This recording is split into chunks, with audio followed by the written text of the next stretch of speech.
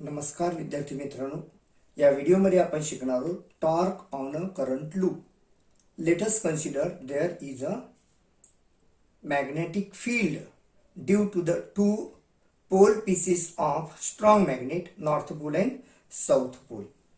तर ह्या दोन पोल पीसेस मध्ये एक आहे रेक्टँग्युलर करंट लूप ABCD, ज्यामध्ये लेंथ आहे याची length AB is equal to length CD is equal to L आणि याची ब्रेड्थ आहे length AD is equal to length BC is equal to D.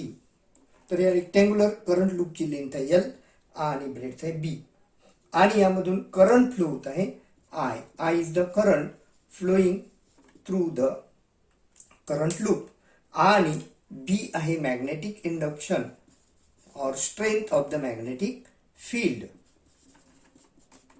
आणि आपल्याला माहिती आहे की a straight wire placed in uniform magnetic field is acted upon bye a force if current I flow through it, and this force is given by F is equal to IL into B into sin theta. तर या ठिकाणी ह्या rectangular current लूपचे चार portions आहेत AB, BC, CD आणि DA आणि ह्या प्रत्येक पोर्शनवर फोर्स निर्माण होईल ज्याचा मॅग्निट्यूड आणि डायरेक्शन आपल्याला काढायचं आहे. तर पहिल्यांदा आपण सेक्शन घेऊयात एडी सेक्शनवर निर्माण होणारा जो फोर्स आहे तो आहे F4 आणि CB ह्या सेक्शनवर निर्माण होणारा फोर्स आहे F2. हे दोन फोर्सेस जे आहेत हे आहेत equal in magnitude but opposite in direction. तर पहिल्यांदा आपण F4 फोर्स करूया. तर AD ह्या वायरवर निर्माण होणारा जो फोर्स आहे तो आपल्याला काढायचा आहे आणि तो फोर्स आहे F4 is equal to current flowing through wire AD that is I multiplied by length of wire AD is B multiplied by magnetic induction capital B multiplied by sine of angle between side AD and the magnetic induction, and it is 90 minus theta.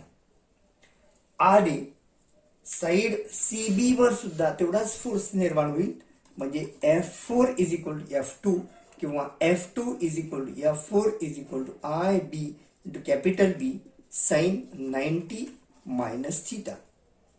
पण या ठिकाणी force F2 जो आहे त्याच्या exactly opposite F4 हा force निर्माण होईल. According to Fleming's left hand rule F2 and F4 are exactly opposite in direction and also the line of action of force is same. तर फ्लेमिंग्स लेफ्ट हँड रूल आपण या ठिकाणी वापरला तर F2 आणि F4 च्या डायरेक्शन्स आपल्याला मिळतील ज्या डायरेक्शन्स एक्झॅक्टली अपोजिट आहे आणि ज्याची लाईन ऑफ ऍक्शन जी आहे ती सेम आहे. त्यामुळं resultant force of F2 and F4 is 0. F2 आणि F4 चा रिझल्टंट फोर्स हा 0 राहील.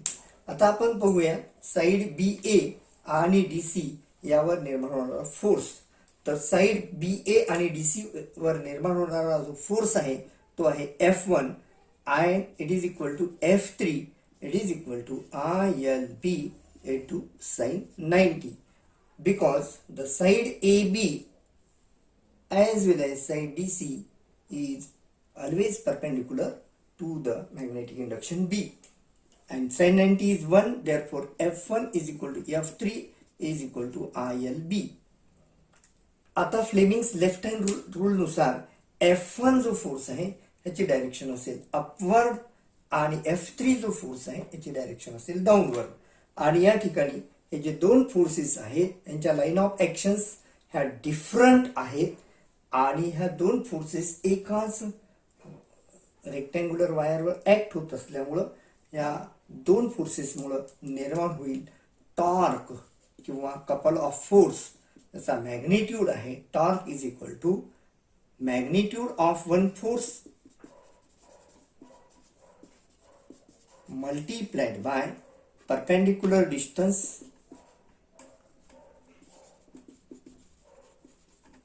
between two forces.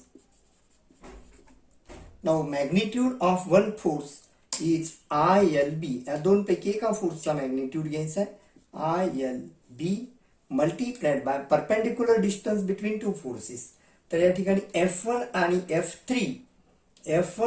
F3 या दोन्ही मधलं परपेंडिक्युलर डिस्टन्स आहे B sin theta, small b sin theta. Rearrange करूया आपण I into L into small b multiplied by capital B sin theta, but L into B length multiplied by breadth is equal to area, A is equal to L into B. Therefore the torque is denoted by letter tau is equal to I L into B is capital A to capital B sin theta.